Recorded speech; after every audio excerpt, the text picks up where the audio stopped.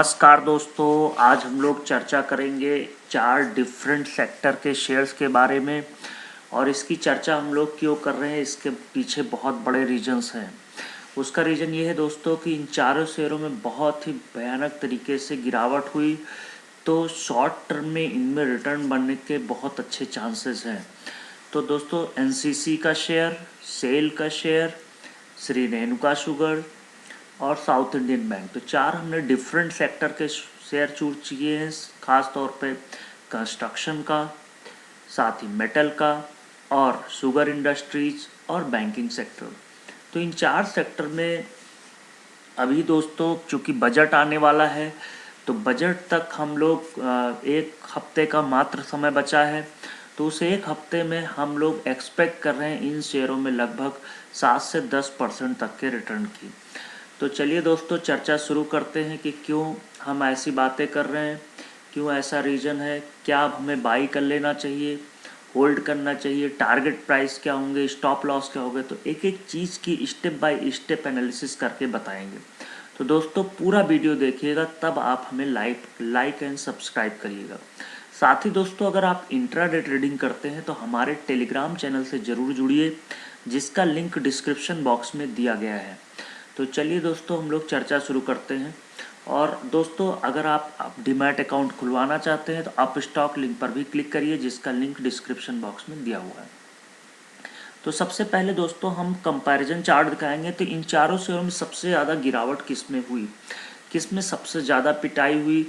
तो अगर आप देख पा रहे हैं दोस्तों, 1 महीने का ये मैंने चार्ट सेलेक्ट किया है। तो यहाँ पे सेल में देखिए तो लगातार कह लीजिए कि 40% के लेवल तक गया और ऊंचाई तक, और वहाँ से लगभग आधा हो गया शेयर, 20% 15% क्या, तो कह सकते हैं ज़बरदस्त पिटाई इस शेयर में हुई। लेकिन अब अगर श्री रेणुका शुगर का देखें तो इसमें जंप भी बहुत ज़्यादा नहीं हुआ था, उसके बावजूद और गिरता चला गया, तो काफ़ी नेगेटिव रिटर्न दे रहा है। इसके साथ साथ अगर हम साउथ इंडियन बैंक का देखें तो साउथ इंडियन बैंक का आपका ग्रे वाला ये है, तो ये एक स्टेडी टाइप का बना हुआ है, एक कंसिस्टेंट रेंज में चल रहा है, बहुत ज़्यादा अप डाउन नहीं हो रहा है। एनसीसी का देखें तो एनसीसी ने भी लगभग करेक्शन थोड़ा बहुत दे दिया है।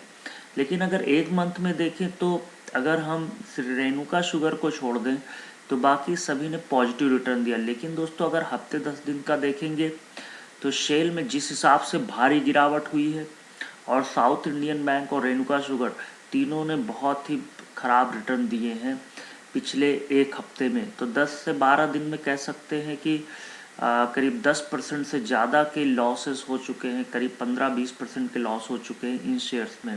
एनसीसी का शेयर भी लगभग 10% 15% से ज़्यादा करेक्ट हो चुका है। तो चलिए दोस्तों, अब हम देखते हैं कि क्यों इनको कह रहे हैं कि बाइंग लेवल पे आ चुके हैं। तो शेयर एनालिसिस कर लेते सबसे पहले निफ्टी डेटा पे। दोस्तों, जैसे कि गिरावट हुई, अगर आप सेल में देखा, श्री रेणुका शुगर में देखा, सेल में लास्ट ट्रेडिंग सेशन में 10.5% की गिरावट, श्री रेणुका शुगर में लगभग 7% की गिरावट, साउथ इंडियन बैंक में 5.5% गिरावट, एनसीसी में 1.5% गिरावट। तब भी इसके बावजूद भी इनके डिलीवरी परसेंटेज अभी भी अच्छे बने हुए हैं। ये एक अच्छी कंसर्निंग है, ये एक अच्छी चीज़ है। साथ ही दोस्तों, रिस्क का रेशियो भी काफ़ी कम है। अगर हम सेल को साइडवेज कर दें तो रिस्क का रेशियो भी काफ़ी कम है, और सेल का इस वजह से है क्योंकि इसमें ऊपर जाने के चांसेस ज़्यादा हैं। साथ ही दोस्तों, अगर आप देखिए तो 52 वीक हाई से अगर हम सेल का शेयर देखें तो लगभग कह सकते हैं ओएफएस की वजह से, ओएफएस जो अभी गवर्नमेंट ने लॉन्च किया था 65 रुपीज़ पे, उसकी वजह से 80 रुपीज़ पे जो शेयर चल रहा था 65 के आ गया, और मार्केट की गिरावट में शेल को और गिराया। तो लगभग कह सकते हैं कि 25 से 26% की गिरावट यहाँ पे सेल में ऑलरेडी हो चुकी है। और श्री रेणुका शुगर में अगर आप देखें तो 52 वीक जो हाई बनाया था लगभग 1 से 1.5 महीने पहले, वहाँ से लगभग कह सकते हैं कि 30% की गिरावट हो चुकी है। और इंडियन बैंक में भी लगभग कह सकते हैं 20 से 25% की गिरावट हो चुकी है। एनसीसी के शेयर में भी लगभग कह सकते हैं 13 से 14% की गिरावट हुई है। तो अभी ये सारे स्टॉक गिरावट हो चुकी है, बहुत ज़्यादा ओवर सोल्डिंग हुई है। तो अभी लेवल्स देखते हैं चार्ट में। तो एनसीसी का स्टॉक एनालिसिस अगर आप देखें दोस्तों, ध्यान से देखिएगा, तो एनसीसी का स्टॉक एनालिसिस जो था, ये मैंने 1 मंथ का चार्ट सेलेक्ट किया है। वॉल्यूम में कहीं भी कोई खास करेक्शन नहीं आया। अगर आप वॉल्यूम चार्ट पे गौर करिए, कोई बहुत खास गिरावट नहीं हो रही वॉल्यूम में। उसके बावजूद शेयर ने 10 से 12% का करेक्शन दिखा दिया है। तो अब ये इंडिकेटर है कि वॉल्यूम में गिरावट नहीं है उसके बावजूद।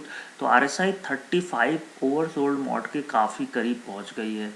तो करंट लेवल पे अगर थोड़ा सा 1-8 रुपये का करेक्शन और मिल जाए तो वेल एंड गुड। 56 रुपये के आसपास मिल जाए तो बहुत अच्छी बात है। और ऊपर के लेवल 63 रुपये तक के हम टारगेट इसमें एक्सपेक्ट कर रहे हैं। और रिस्क का रिवॉर्ड बहुत अच्छा है। 52 रुपीज़ का स्टॉप लॉस लगाइए इसमें, 52 रुपीज़ के स्टॉप लॉस लगाइए और लगभग डबल तक के रिटर्न देखने को मिल सकते हैं। यानी कि रिस्क रिवॉर्ड 1:2 का है। यानी 4 रुपये के रिस्क का आप उठाइए और लगभग 7 से 8 रुपये तक के रिटर्न यहाँ पे देखने को मिल सकते हैं। साथ ही दोस्तों, अगर हम शेयर एनालिसिस करें शेल का, तो क्या गजब गिरावट हुई है। और सेल का अगर आप देखिए तो ओवरसोल्ड मोड के एकदम करीब आ चुका है एक दिन में, एक मंथ में। तो 28 RSI इंडिकेट कर रही ओवरसोल्ड मोड के काफ़ी करीब है। बहुत ही भयानक गिरावट हुई सेल में और लगभग 20 से 25% कह सकते हैं, मुश्किल से 4 से 5 ट्रेडिंग सेशंस में आ गए। तो जिस हिसाब से गिरावट हुई है, अब ये करंट लेवल पे इसको बाई कर लेना चाहिए। जैसे ही मार्केट पॉजिटिव होगा, इस शेयर में हमें 5 से 6% तक के रिटर्न एक दिन में देखने को मिल सकते हैं।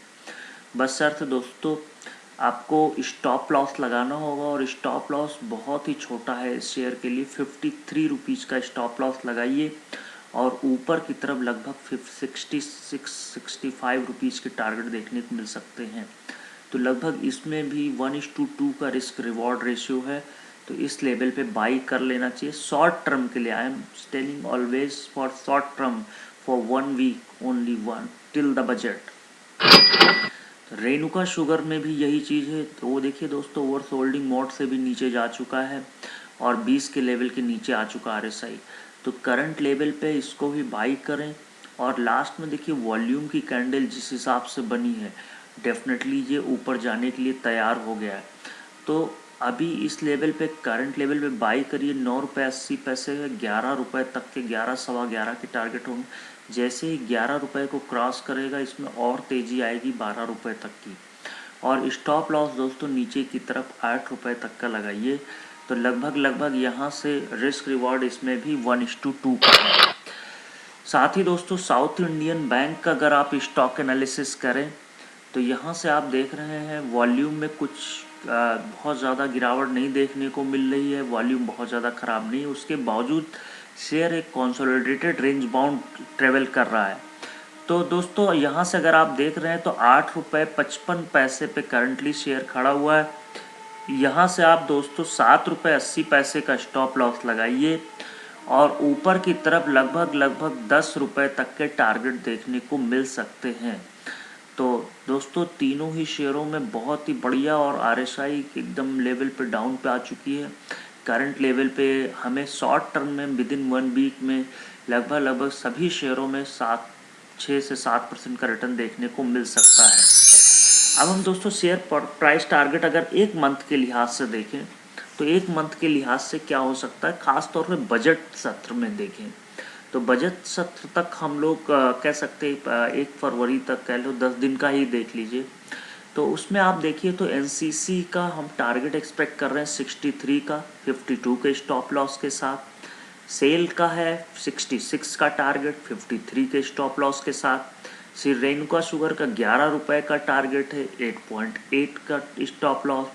और साउथ इंडियन बैंक का लगभग 9 रुपये 40 पैसे का, 1 रुपये का प्रॉफिट मिलेगा। और यहाँ पे 60 पैसे का स्टॉप लॉस लगाना है, यानी 7 रुपये 80 पैसे का।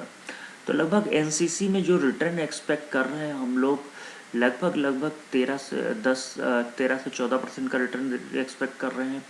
सेल में लगभग कह सकते हैं इसमें भी 13 से 14% का रिटर्न। और श्री रेणुका शुगर में लगभग हम लोग 13% का रिटर्न इसमें एक्सपेक्ट कर रहे हैं, और साउथ इंडियन बैंक में भी लगभग 10 से 12% का रिटर्न एक्सपेक्ट कर रहे हैं। तो हम लोग 10 दिन में 10 से 12% अगर अर्न करना चाहते हैं तो इन शेयर में ज़रूर लगाएं, और स्टॉप लॉस ज़रूर मेंटेन करें, क्योंकि शेयर मार्केट किधर भी चल सकता है। आपने लास्ट तौर पर बिकवाली देखी, तो ज़रूर स्टॉप लॉस लगाइए, स्ट्रिक्ट स्टॉप लॉस के साथ ही प्ले करें ताकि आपको कम से कम लॉस हो।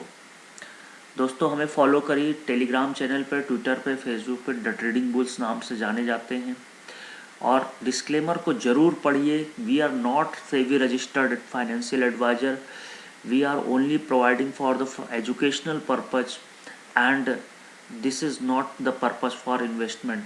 सो अगर आप इन्वेस्ट करना चाहते हैं तो अपने फाइनेंशियल एडवाइज़र की ज़रूर सलाह लें, और स्टॉप लॉस ज़रूर मेंटेन रखें। थैंक यू दोस्तों।